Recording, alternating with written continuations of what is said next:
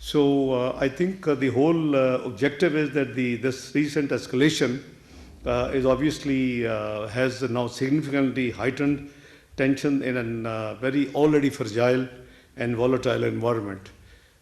We are doing our full diplomatic efforts and requesting all parties to de-escalate and to refrain from this process, which according to our information, just not too old, just about a week ago, Prime Minister had official visit to Austria, and we had discussion with the IAEA officials there, and the feedback was very positive. Obviously, these serious developments have taken place at a time when diplomatic efforts were underway to reach a peaceful and negotiated solution. But what triggered all of a sudden this action, and which is now engulfed almost all countries. As late as this morning, we understand that Saudi Arabia has also now, in self-defense, responded to Iran.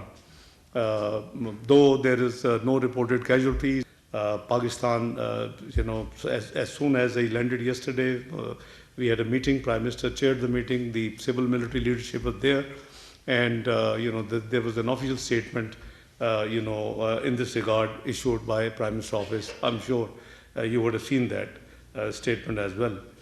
We are concerned over a violation of the norms and international law and the age-old tradition that the heads of state and the government should have been seen targeting now. You see, post-World War II, we all know that these institutions were created to create some international, law and order, and that's why there was a UN Charter. There are certain conventions which we all are supposed to follow, but things are on ground moving very differently, which obviously is worrisome because we believe that the international law must prevail and the convention must be respected. In all these engagements, we had consistently urged that the door to dialogue and diplomacy must not be closed. Pakistan's position has been clear and persistent that all countries must abide by the principles of UN Charter and international law, including respect for the sovereignty and territorial integrity of other states, as well as international humanitarian law. In my latest conversation with Foreign Minister Abbas Araghchi on 28th of February, I have conveyed Pakistan's condemnation of the attacks and called for restraint and diplomacy and dialogue, which he positively responded. But on ground, we are seeing that things are not yet settling or easing out. In the emergency meeting of the UN Security Council held under the agenda the situation in the Middle East, held on 28th of February, Pakistan permanent representative at the UN has also reiterated Pakistan's condemnations of the attack in Iran. I have also spoken with, as I said, different foreign ministers in this regard, and I think I haven't talked to anyone who disagrees that the dialogue and diplomacy is the only way forward. Not only for this region, but wherever there is any conflict, there are forums available. There are systems in place. Post World War II. So it seems to be a very, very turbulent time in the diplomatic space and diplomatic world, which we all need to work together to bring it back to the original, the agreed principles to move. Pakistan also stands in full solidarity with all our brotherly countries and underscores the need to exercise maximum restraint. That is the message we have been giving to whosoever Prime Minister speaks, whosoever I speak, or whosoever Field Marshal Sayyid Asim Munir speaks to his counterparts on the defense side. We acknowledge that the main target of Iran's retaliatory strikes were in self-defense, but Pakistan deeply regrets and condemns these strikes on the brotherly countries, including Saudi Arabia, Bahrain, Jordan, Kuwait, Qatar, and UAE, and Oman. We can't have double standard. As I said, that we were the first ones. I was in Saudi Arabia, and the moment I got this news, my office, I talked to them, and they issued more of a statement condemning it. But within no time, we then found a number of attacks, obviously in self-defense, but that compounded and complicated the situation on the ground. So anyway, they are a sovereign state, and it was their decision.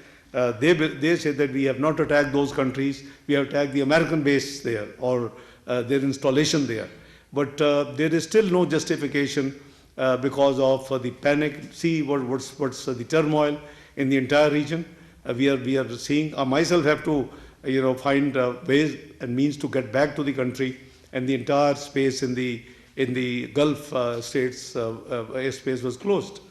So Prime Minister of Pakistan has expressed his deep regrets and calls to the leadership of the brotherly countries, as I said, almost all of them, Saudi Arabia, Qatar, UAE, Jordan, Bahrain, one by one, and it has been requesting to please exercise restraint, don't react, and all this business.